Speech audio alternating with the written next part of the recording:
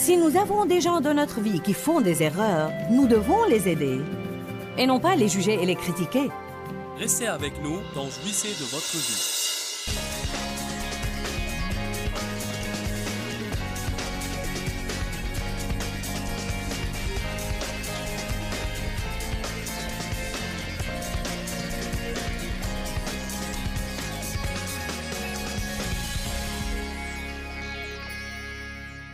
Le titre de mon message est « Si vous semez la miséricorde, vous moissonnerez la miséricorde ». Je prépare une série sur l'égoïsme intitulée « J'étais toujours préoccupé de moi ». Si vous n'étiez pas là la veille, vous avez raté le message fondamental de l'ouverture. Je crois que c'était une excellente et ointe parole sur les vrais dangers et le problème de l'égoïsme, dépeignant vraiment comment une personne égoïste ne va jamais être heureuse, car tout ce qu'elle a dans sa vie est elle-même. Nous ne pouvons pas être heureux dans l'égoïsme car Dieu nous a appelés à l'altruisme. Amen. Il n'y a rien dans la Bible qui vous dit de lutter et de vous débattre pour essayer de vous occuper de vous-même et de vous rendre heureux. Elle dit que si vous donnez votre vie et vivez pour rendre les autres heureux et devenez un serviteur, Dieu va alors vous rendre heureux. Vous semez des graines et vous moissonnez une abondance de ce que vous êtes prêt à donner. J'avais été perturbée pour une longue période de la façon dont les gens traitent les gens. Je suis vraiment lasse du jugement, des critiques, de l'opinion de tout le monde. Le manque de véritable charité que je vois parmi les croyants pharisaïques et fanatiques est vraiment pathétique. Je suis aussi surtout lasse, et je veux que vous entendiez ça, je suis surtout lasse de la pression que je ressens des fois dans ma vie et la pression que je sens que nous exerçons les uns sur les autres pour être parfaits. Si vous me convenez parfaitement, si vous ne faites jamais d'erreur, si vous me traitez toujours comme il faut, si vous faites toutes les choses de la façon que je veux, je vais alors vous applaudir et vous recevoir dans ma vie. Et je vais vous aimer, vous apprécier et vous accepter. Mais si vous faites des erreurs, même si je vous laisse rester dans ma vie, la moindre des choses que je vais faire est de vous faire savoir que vous avez fait une erreur. Car nous n'admettons pas que quiconque pense qu'il peut s'en tirer avec n'importe quoi. Car si nous n'établissons pas toutes ces lois, si vous faites une erreur et je vous laisse vous en tirer, alors vous allez probablement la faire à plusieurs reprises. Le seul problème, c'est qu'il n'y a rien de biblique à cette attitude. Nous devons donc apprendre plus sur la miséricorde. Jacques 2,13. Car le jugement est sans miséricorde pour qui n'a pas fait miséricorde. La miséricorde, pleine d'heureuse confiance, chante victoire sur le jugement. Je ne sais pas exactement quelle traduction vous avez, mais le point essentiel dans la Bible dit « La miséricorde triomphe du jugement ». Aux yeux de Dieu, la miséricorde est plus importante que le jugement. C'est très facile, c'est très naturel et normal. C'est une attitude de la chair que de juger les autres et de les juger d'un œil critique. Mais voilà le problème, nous les jugeons toujours d'après nos critères.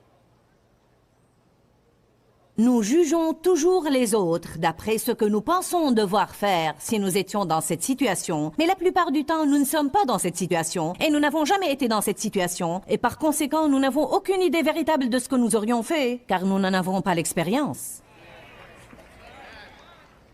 Avoir des opinions sans expérience est vraiment très imprudent, car la plupart de ce que nous apprenons, nous l'apprenons non seulement de la parole de Dieu, mais des fois nous apprenons même davantage de nos expériences. Eh bien, à ta place, je n'aurais pas, à ta place, j'aurais. Eh bien, tu n'es pas moi, alors. Ne dis pas ce que tu aurais ou ce que tu n'aurais pas. Nous perdons une quantité énorme d'énergie en essayant de nous mêler des vies des autres et en même temps nous dirigeons la nôtre d'une façon minable. Je dois probablement dire cela encore une fois. Peut-être que je le dirai surtout pour mes téléspectateurs, car je les aime beaucoup et je suis contente qu'ils nous regardent aujourd'hui. Nous dépensons énormément d'énergie en essayant de diriger la vie des autres et en même temps nous gérons la nôtre d'une façon minable.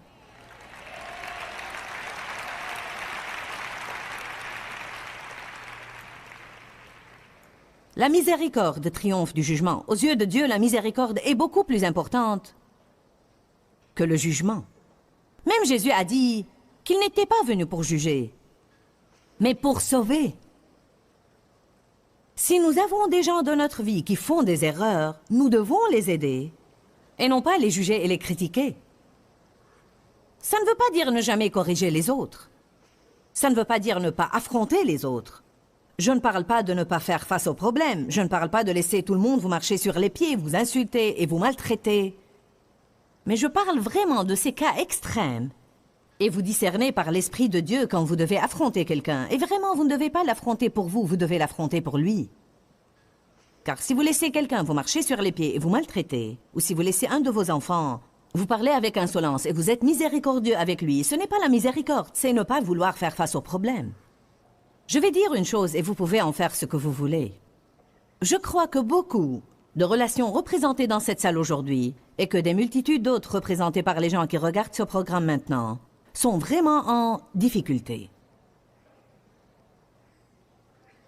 Et si quelque chose n'arrive pas, les relations vont continuer telles quelles pour rendre tout le monde malheureux, ou bien, au bout du compte, elles vont se terminer et n'existeront plus. Et je crois que beaucoup de ces relations peuvent être sauvées en ce moment, aujourd'hui, si vous écoutez la parole de Dieu aujourd'hui, et si vous prenez une attitude miséricordieuse envers les défaillances et les erreurs des autres. Y a-t-il quelqu'un ici qui pense qu'il n'aura jamais besoin de miséricorde dans sa vie de nouveau? Vous n'avez pas entendu ma question. J'ai dit, y a-t-il quelqu'un ici qui pense qu'il n'aura jamais besoin de miséricorde de nouveau? Peut-être que je vais vous faciliter la chose, car je veux que vous compreniez bien. Combien d'entre vous savent qu'ils ont besoin de miséricorde chaque jour de leur vie? D'accord. Je me demande combien de fois Dieu est miséricordieux envers nous et nous ne le savons même pas. Je me demande combien de fois dans un même jour, Dieu laisse passer nos fautes et nos erreurs et il ne nous en dit même rien. Combien de fois il nous bénit quand nous ne le méritons pas?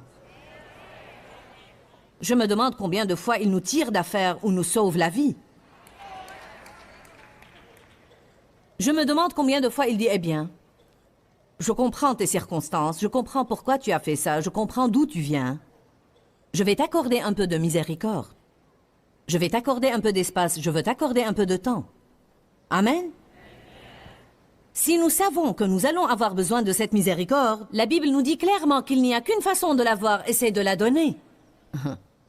Nous devons comprendre cette partie du sujet. Maintenant, quand nous sommes ignorants, la grâce de Dieu nous couvre bien des fois, mais quand nous commençons à apprendre, en d'autres termes, Paul persécutait les chrétiens, et Dieu était miséricordieux avec lui. Vous allez dire, Paul n'était pas miséricordieux, mais il a reçu la miséricorde. Mais il a dit qu'il avait reçu la miséricorde et la grâce de Dieu car il était ignorant.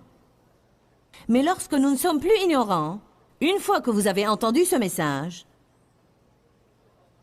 une fois que vous avez entendu Matthieu 7 qui dit « Ne jugez pas et ne critiquez pas les autres afin que vous ne soyez pas jugés et critiqués vous-même », une fois que nous avons lu ces passages, alors nous n'allons plus recevoir le même degré de grâce et de miséricorde car maintenant nous devenons responsables de ce que nous savons. C'est une façon de le dire. Voilà une autre façon de le dire. Et écoutez bien cette partie. Dieu ne s'attend jamais à ce que je donne ce que je n'ai pas. Mais une fois que j'ai une chose de lui qui m'est donnée gratuitement, il s'attend alors à ce que je la donne. Dieu m'a donné son pardon inconditionnel. Il s'attend maintenant à ce que je le donne aux autres. Il m'a donné la miséricorde. Il s'attend à ce que je sois miséricordieuse.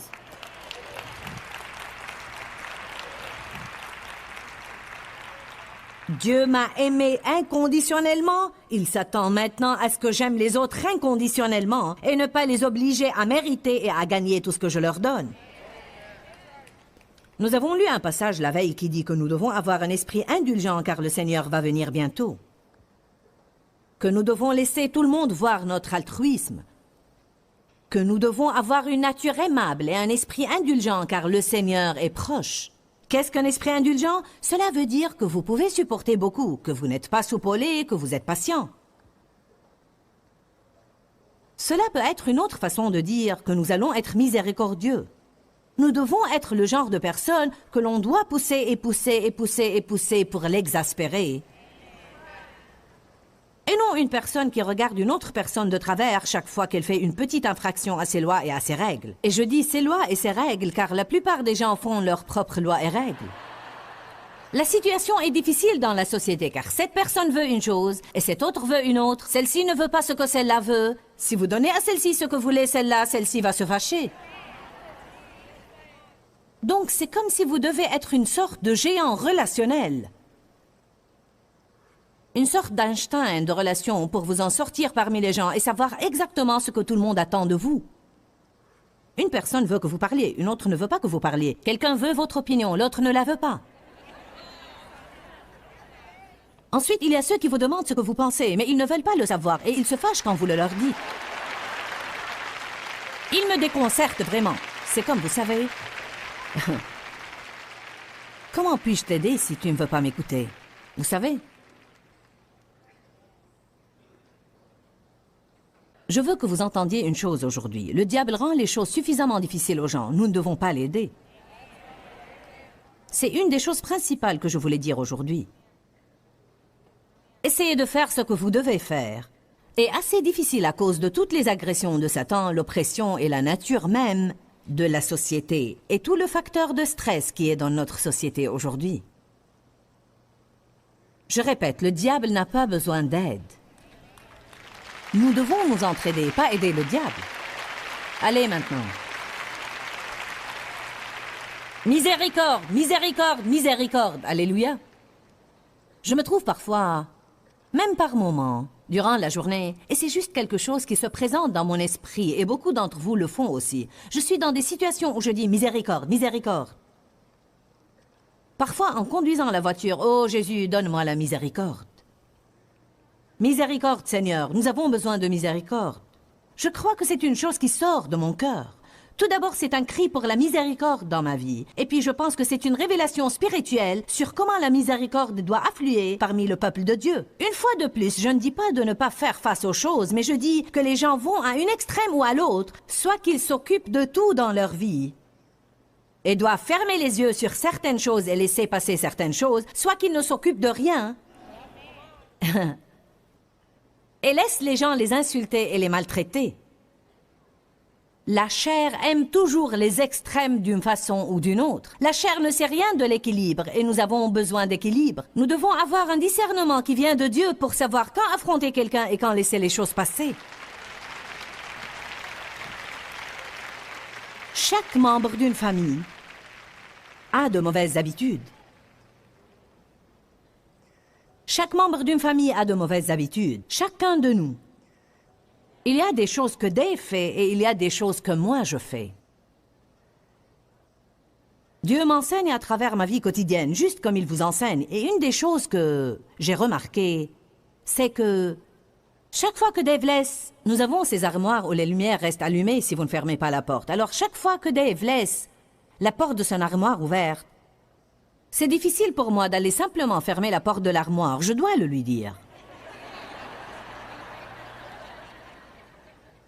Pourquoi prenons-nous tout ce plaisir à dire aux autres tout le temps ce qu'ils ont fait de mal et comment nous l'avons arrangé? Tu as laissé ta lumière allumée de nouveau. 3 jours plus tard, tu as laissé ta lumière allumée de nouveau.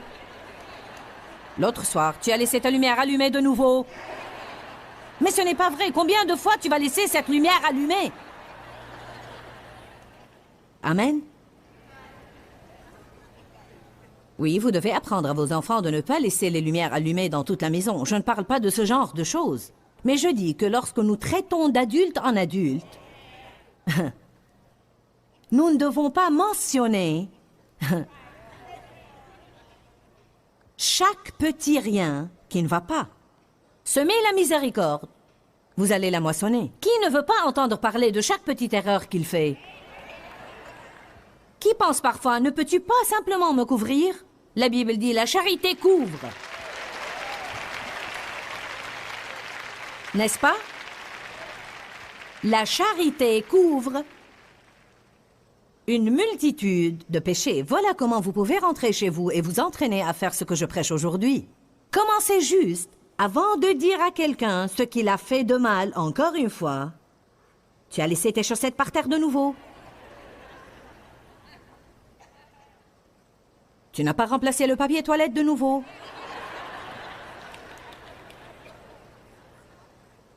Tu as fait sortir de l'eau de la baignoire de nouveau.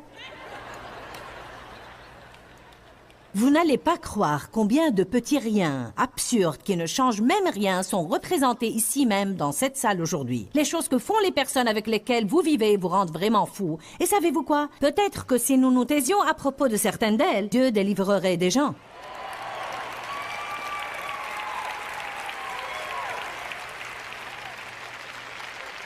Oh, je pense juste à un passage. Allez à Philippiens 4.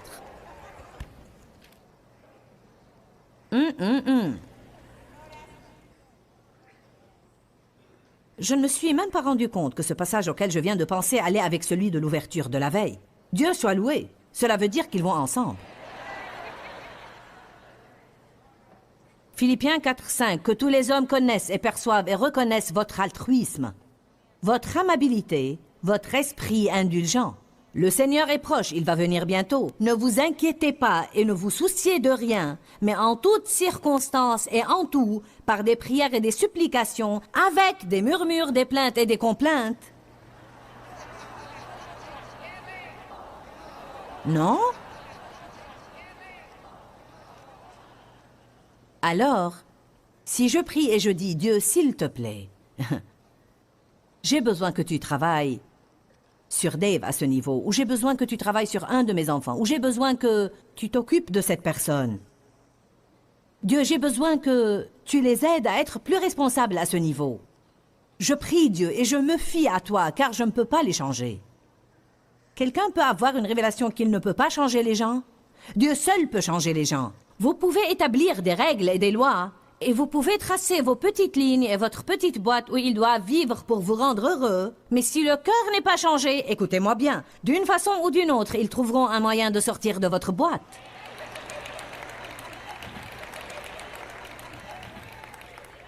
Dieu seul peut entrer dans le cœur humain et changer la nature de l'homme.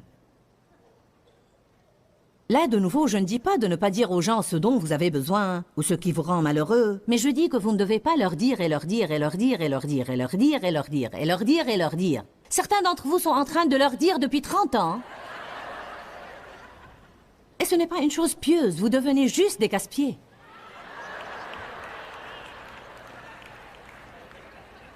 Oh.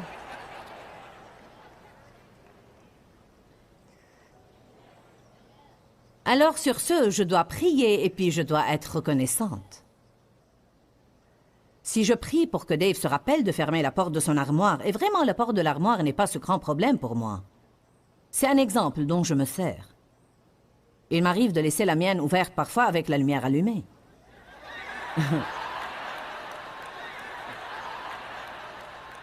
ou n'importe quoi.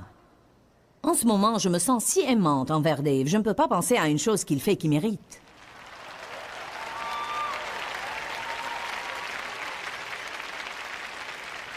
Ce doit être un miracle. Normalement, j'ai une liste vraiment longue.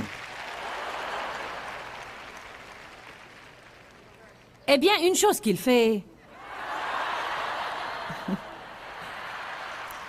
Vous savez, Dave a 63 ans, mais il pense toujours qu'il est adolescent. Donc, il aime les voitures de grande puissance. Et il aime appuyer sur l'accélérateur. Je veux dire, la voiture qu'il conduit, vous êtes comme... Il le fait toujours, et lorsque je m'y attends le moins, c'est comme... Je lui ai dit, un de ces jours, tu vas me donner un coup de fouet. Alors je disais, Dave, tu n'es pas obligé de conduire comme ça. Oh oui, j'ai dû m'écarter de son chemin, sinon il nous aurait percutés, chérie. J'ai dit, ce n'est pas vrai. Ce n'est absolument pas vrai. Tu aimes juste faire ça.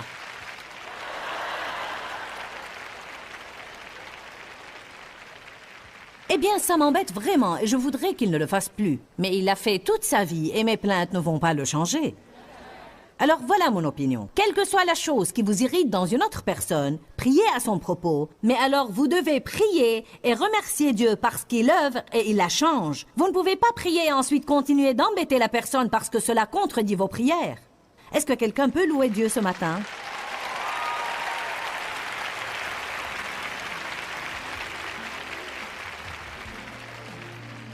Oh, mais c'est si difficile pour nous de fermer la bouche.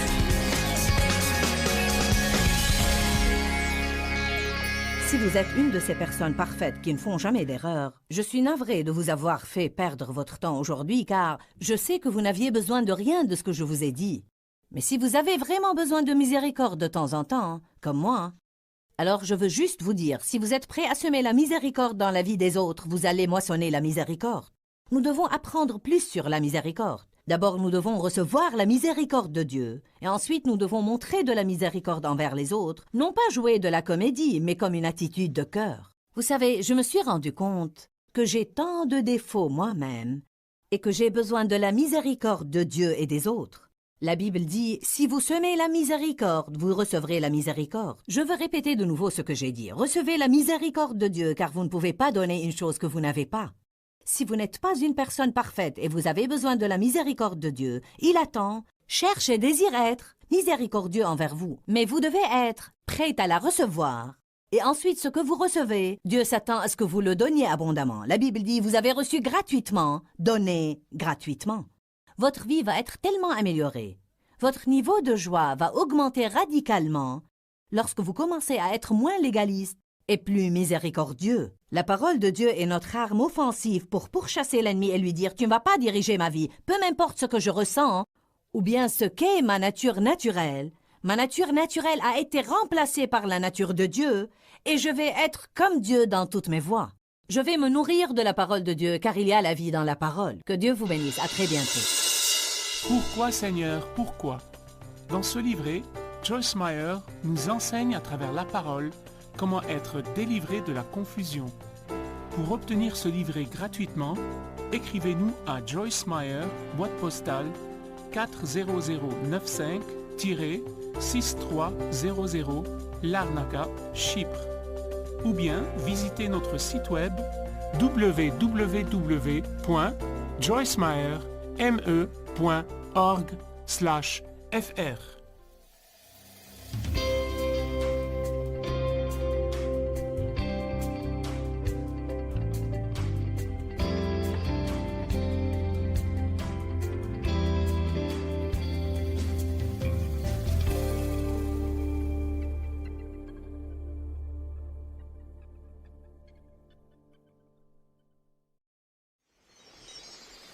Reconnaître notre incompétence et nos défauts et nous rendre compte de la miséricorde de Dieu envers nous, nous qualifie à aller vers quelqu'un d'autre avec tendresse, gentillesse et amabilité et essayer de l'aider à sortir de ses problèmes pour son bien.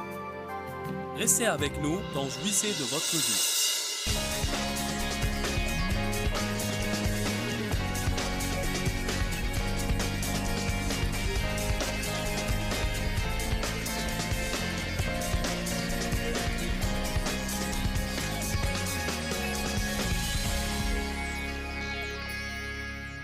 Dieu n'est pas comme les gens.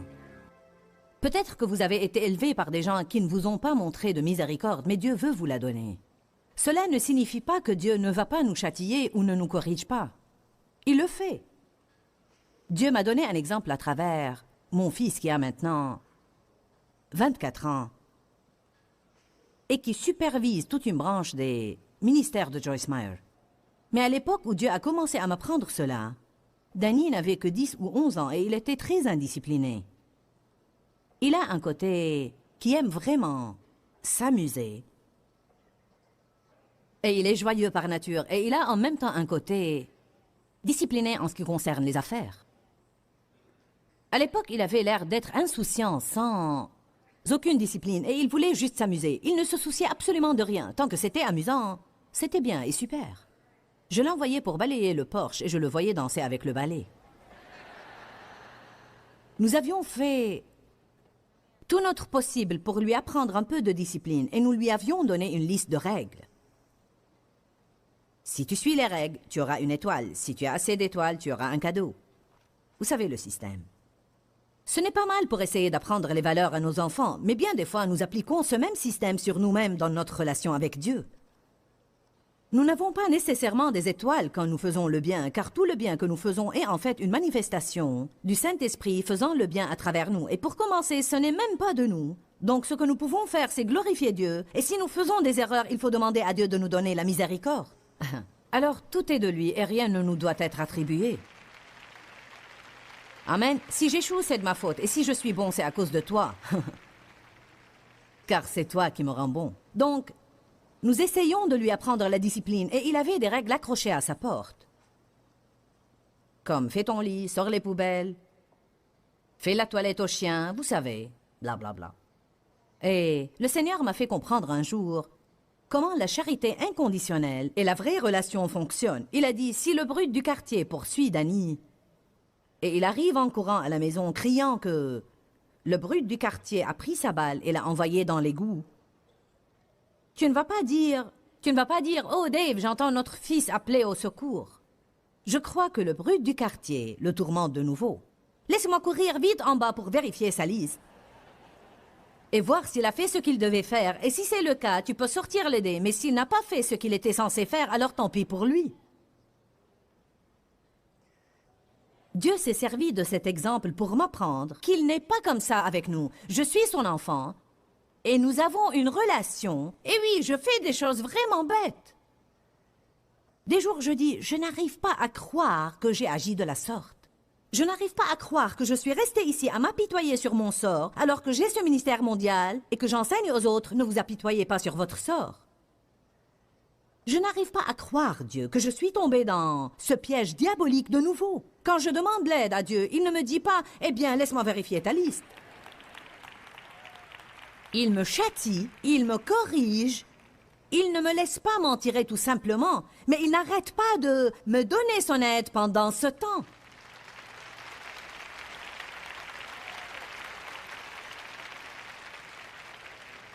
C'est ce que nous faisons tant de fois dans les relations. Nous disons, car c'est la chose chrétienne à faire, je vais te pardonner. Mais nous punissons quand même. Je vais te pardonner, mais je ne vais pas t'inviter à ma soirée. Je vais te pardonner, mais je ne vais pas t'offrir un cadeau de Noël cette année. Et si je vais t'en offrir un, ça ne va pas être cher. Je te pardonne, mais si tu entres dans la chambre, je vais en sortir. Je te pardonne, mais je vais raconter à tout le monde ce que tu as fait. Oh oh. Voyez-vous ce dont je parle ici aujourd'hui? L'essence de ce que j'essaie de dire n'est même pas la miséricorde en tant qu'acte, mais la miséricorde en tant qu'attitude.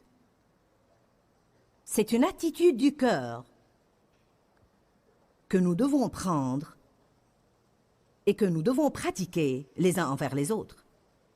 La miséricorde triomphe du jugement. Est plus importante que le jugement. Vous allez être plus heureux si vous êtes plus miséricordieux. Le savez-vous? Dites tous, je vais être plus heureux si je montre aux autres plus de miséricorde.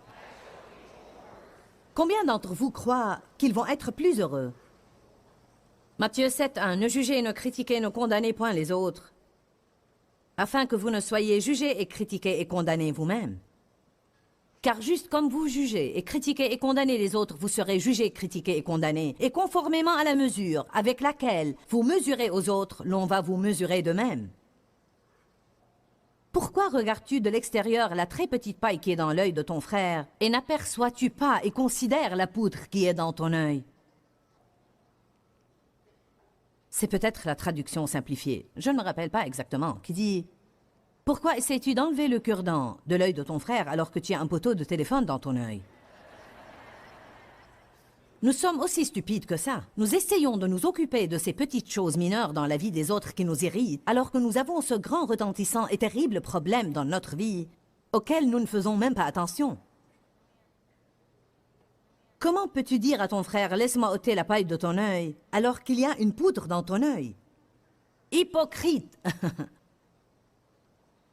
Ôte premièrement la poutre de ton œil, et alors tu verras comment ôter la paille de l'œil de ton frère. Que veut-il dire là? Jusqu'à ce que tu aies vu tes propres défauts et que tu en sois humilié, tu ne sauras jamais aider ou t'occuper de quelqu'un d'autre. Car reconnaître notre incompétence et nos défauts et nous rendre compte de la miséricorde de Dieu envers nous, nous qualifie à aller vers quelqu'un d'autre avec tendresse, gentillesse et amabilité et essayer de l'aider à sortir de ses problèmes pour son bien. La Bible dit dans Galates 6:1, « Si un de vos frères ou sœurs est surpris en quelque faute, vous devez le redresser avec un esprit de douceur, de peur que tu ne sois aussi tenté. » Alors c'est l'attitude qui compte. Non pas, mince alors, à ta place je n'aurais pas fait ça pour sûr. Eh bien tu ne le sais pas. Les gens doivent surtout ne pas essayer de corriger les gens sur lesquels ils n'ont aucune autorité. C'est une chose d'aller à quelqu'un qui travaille pour moi et qui ne fait pas ce que je lui demande de faire et de lui dire un mot de conseil ou de correction. Mais c'est une autre chose pour quelqu'un de se mêler des affaires de quelqu'un d'autre alors que ça ne le regarde pas du tout. En fait, j'ai lu une déclaration il y a 2 ans de là qui dit « N'aie pas d'opinion là où tu n'as pas de responsabilité. » Ouh, Jésus, alléluia. J'exaspère quelques personnes ici. Mais ça ne fait rien, nous avons besoin de nous exaspérer de temps en temps. Hypocrite! Ôte premièrement la poutre de ton œil et alors tu verras comment ôter la paille de l'œil de ton frère. Vous avez reçu gratuitement, donné gratuitement. Quelle est la miséricorde? Écoutez cette définition, j'aime ça. Webster dit que c'est une gentillesse qui dépasse ce qui peut être attendu ou exigé par la justice. En d'autres termes, la miséricorde n'est pas du tout juste. Elle est complètement insolite. C'est pourquoi devrais-je être bon envers toi après ce que tu as fait? Pourquoi donc devrais-je te bénir après ce que tu as fait? Car c'est la miséricorde. Amen. J'ai eu un mauvais jour d'émotion charnelle cette semaine. Un jour où j'ai vraiment explosé. Juste comme, regardez, je suis de mauvaise humeur. Laissez-moi tranquille. Dieu merci, je ne le fais plus trop souvent, mais j'ai simplement flanché et j'ai explosé juste comme... Eh bien, je me fiche de tout et de tout le monde. Je suis fatiguée, je me sens exploitée et maltraitée. Personne ne m'aime, je vais sortir et aller souffrir en silence, je ne fais que travailler.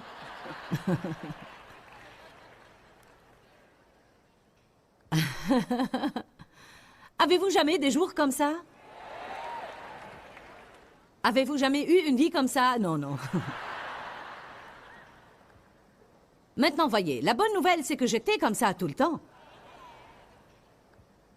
Donc, je ne suis pas là où je dois être, mais je ne suis plus là où j'étais. Voilà la chose. En fait, j'étais encore comme ça quand je me suis embarquée dans ce voyage. Oh oh, maintenant j'ai un problème, car je devais me lever la veille et être jointe. Et puissante. Et redoutable. Et aimable.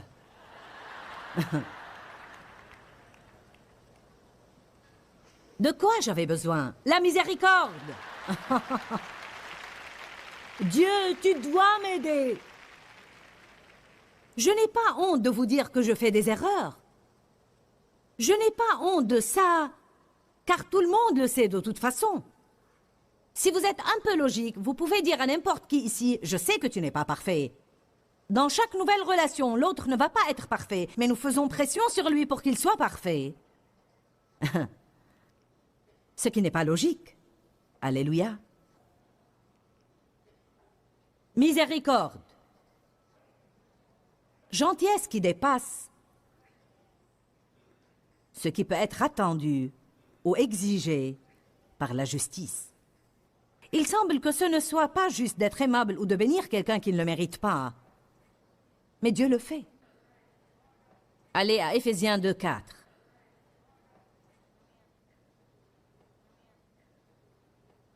Y a-t-il quelqu'un là aujourd'hui qui peut penser à une relation qu'il a et où il doit être plus miséricordieux? D'accord.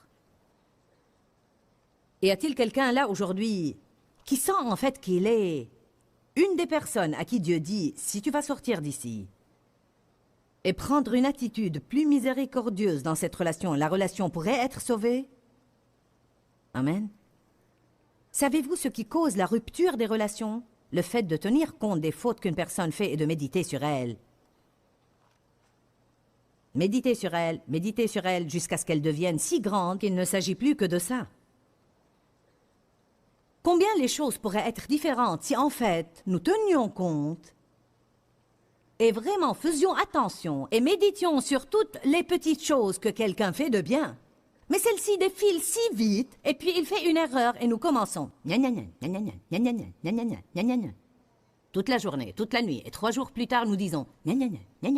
À l'intérieur de nous, nous disons « Je n'arrive pas à le croire, tu sais, j'avais un besoin et tu n'as pas satisfait mon besoin. » Comment je sais tout ça? Parce que j'ai de l'expérience.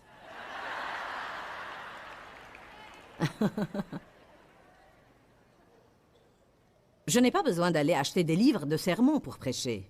Il me suffit de mettre ma vie par écrit.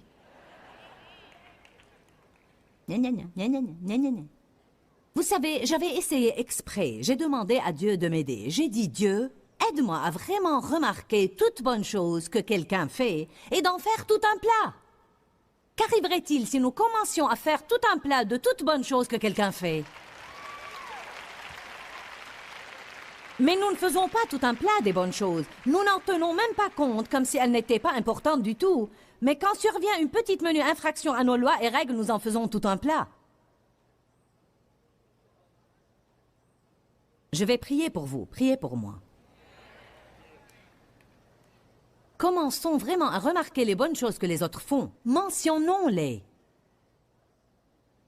C'est ce qui guérit les relations et les rend profondes et solides. L'édification, et non la démolition. Édifier veut dire bâtir.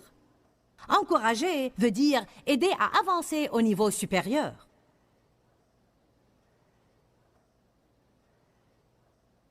C'est pour ça qu'il est cruel parfois que quand les gens disent des choses de vous, tout ce qu'ils peuvent trouver, c'est 1 ou 2 choses que vous faites mal, et ils ne mentionnent pas les 25 ou 30 choses que vous faites bien.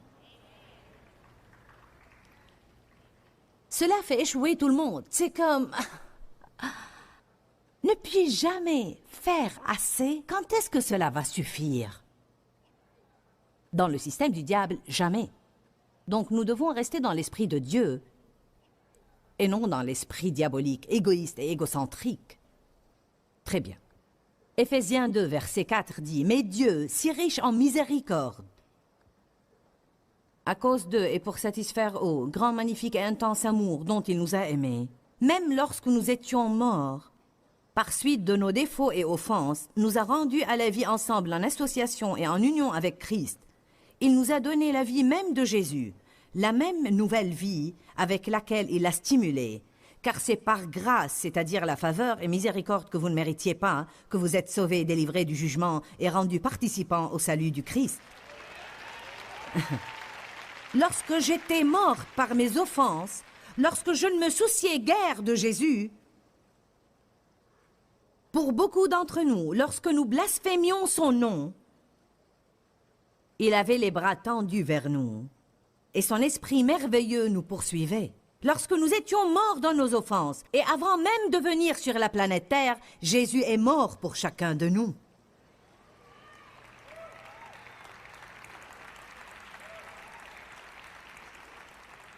Et non seulement est-il mort pour moi quand j'étais morte par suite de mes péchés et de mes offenses, mais il nous a ressuscités ensemble avec lui et nous a fait asseoir avec lui, nous a donné des places partagées avec lui dans le royaume céleste surnaturel. Alors non seulement a-t-il dit « je vais vous pardonner », non seulement a-t-il dit « je vais mourir pour vous », mais il a dit « je vais vous intégrer dans ma position dans les lieux célestes ». Vous pouvez avoir un niveau de vie haut et non pas bas. Alléluia! Il nous a ressuscités ensemble avec lui et a dit « Asseyez-vous là à côté de moi, sur mon trône, dans mon royaume céleste. » Mais Dieu, je ne le mérite pas. C'est ce qui est si merveilleux. C'est ce qui nous fait aimer Jésus tellement. Et savez-vous ce qui va vous attirer des amis et amener les gens à vous aimer? si vous avez avec eux cette même attitude que Jésus avait avec vous. Hébreux 4, 15, 16 dit « Nous avons un souverain sacrificateur qui compatit à nos faiblesses et à nos infirmités. » Je crois que les gens ont besoin de compréhension. Je sais que c'est une chose dont je suis affamé dans ma vie. Et ce doit être une chose dont nous avons besoin, car la Bible dit que Jésus nous comprend. Pourquoi la Bible nous dit qu'il nous comprend si nous n'en avons pas besoin? Combien d'entre vous sentent qu'ils ont besoin de quelqu'un qui les comprenne? Une jeune maman me disait hier, « Je veux juste que mon mari comprenne ce que c'est que d'être là toute la journée avec les enfants. »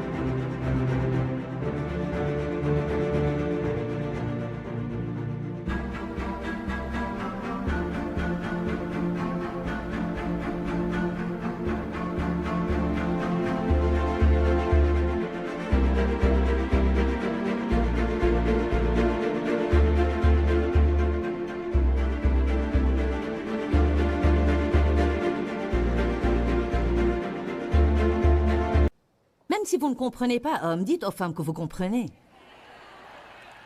Je ne vous dis pas de mentir, mais juste imaginez. Donnez-leur ce dont elles ont besoin. Chérie, je sais que ce n'est pas facile d'être là toute la journée. Ne dites pas « Qu'as-tu fait toute la journée ?» Tu es à la maison toute la journée, qu'as-tu fait? Essayez de rester là pour quelques jours et vous verrez ce qu'elle fait. Amen. Monsieur, maman, peut-être devriez-vous essayer cela. Eh bien, je suis celui qui sort, qui conduit dans l'embouteillage et qui supporte le patron toute la journée. Mais vous n'avez pas changé 14 couches pleines de diarrhée, nettoyé morve et bave, et chaque fois que vous nettoyez la maison, quelqu'un va mettre du désordre et vous devez remettre de l'ordre. Nous avons tous nos problèmes dans la vie. Oui, il y a un côté qui doit être compris chez l'homme, il y a un côté qui doit être compris chez la femme, il y a un côté qui doit être compris également chez les enfants. Tout le monde sollicite et veut la compréhension, et surtout les femmes. La nature féminine, pour une certaine raison, en a le plus besoin. Elles ont plus besoin de « je comprends ». Nous avons un souverain sacrificateur qui compatit à nos faiblesses et à nos infirmités, car il a été tenté en toutes choses, juste comme nous, mais sans commettre de péché. Donc, approchons-nous avec assurance du trône de la grâce, afin d'obtenir miséricorde. Miséricorde pour nos échecs. Soyons miséricordieux. Je peux dire une chose de Dave. Dave est miséricordieux. Il n'est pas le genre qui garde de la rancune ou des choses contre nous. Je peux agir d'une façon ridicule et puis dire « je suis désolé ». Et il dit « d'accord, continuons ». C'est du passé maintenant. Je suis celle qui avait tendance à dire ne pense pas que tu vas t'en tirer si facilement. Mais je surmonte la chose. Je fais mieux. Je ne suis pas là où je dois être, mais je ne suis plus là où j'étais. Qui est sur la même voie que moi. Nous grandissons. Alléluia. Je me rappelle quand nous nous étions d'abord mariés, je refusais de parler à Dave pour des jours. Il me disait, tu ferais mieux de me parler aujourd'hui, car la semaine prochaine, tu vas me parler. Et tout ce que tu fais, c'est de perdre toute une semaine. Maintenant, c'est la logique masculine, mais elle n'avait rien fait à mes émotions. Car voyez-vous, je n'avais pas envie de lui parler. Mais il a dit, en ce même temps, la semaine prochaine, tu vas me parler. Pourquoi ne pas me parler aujourd'hui? C'était logique. Mais nous avons du mal à être logiques quand nous sommes furieux.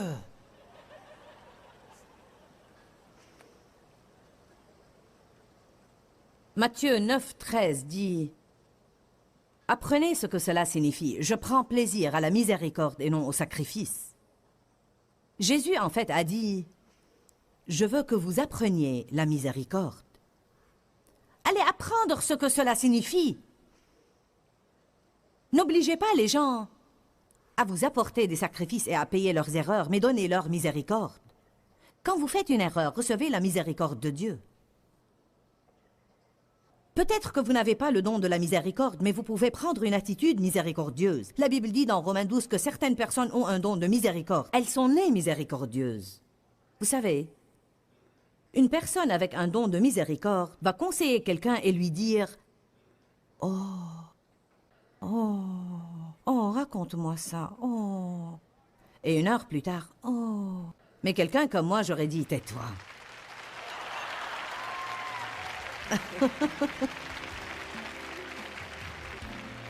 Il m'a suffi d'un seul regard et j'ai compris quel est ton problème. Je n'ai pas besoin d'écouter l'histoire.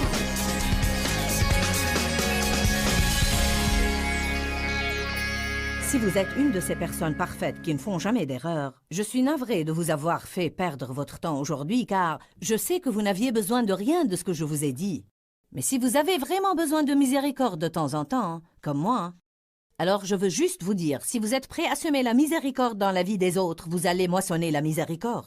Nous devons apprendre plus sur la miséricorde. D'abord, nous devons recevoir la miséricorde de Dieu, et ensuite nous devons montrer de la miséricorde envers les autres, non pas jouer de la comédie, mais comme une attitude de cœur. Vous savez, je me suis rendu compte que j'ai tant de défauts moi-même, et que j'ai besoin de la miséricorde de Dieu et des autres.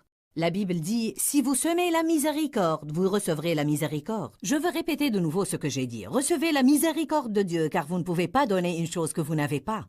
Si vous n'êtes pas une personne parfaite et vous avez besoin de la miséricorde de Dieu, il attend, cherche et désire être miséricordieux envers vous. Mais vous devez être prête à la recevoir. Et ensuite, ce que vous recevez, Dieu s'attend à ce que vous le donniez abondamment. La Bible dit, vous avez reçu gratuitement, donnez gratuitement. Votre vie va être tellement améliorée.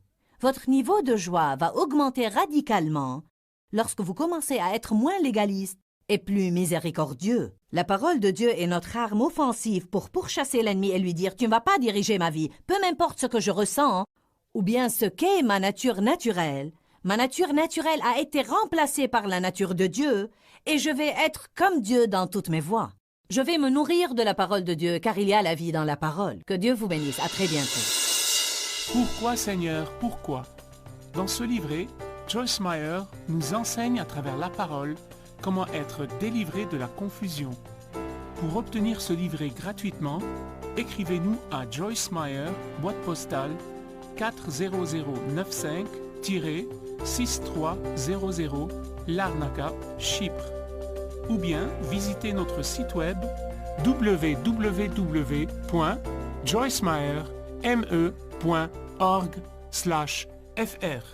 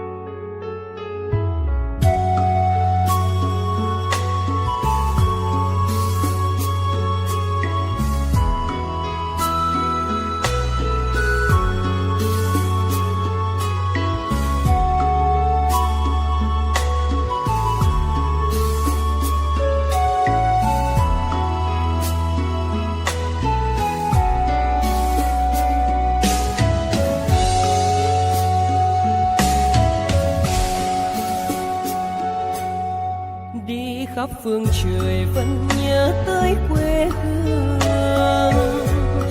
Người về đây thăm làng Trù quê mẹ và làng Sen quê cha, xúc động bồi hồi người rơi giọt lệ, thương mái nhà tranh thương đất mẹ nghèo,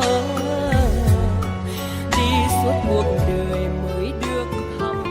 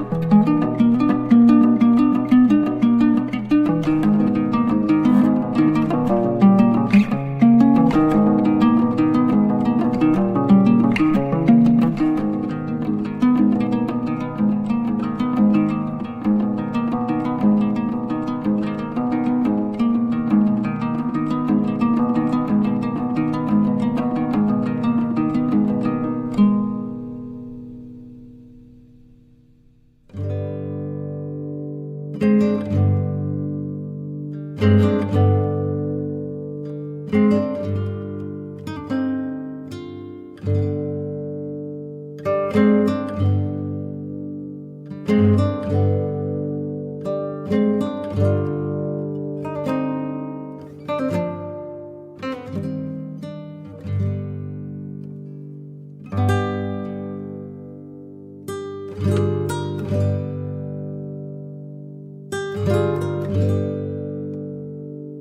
you.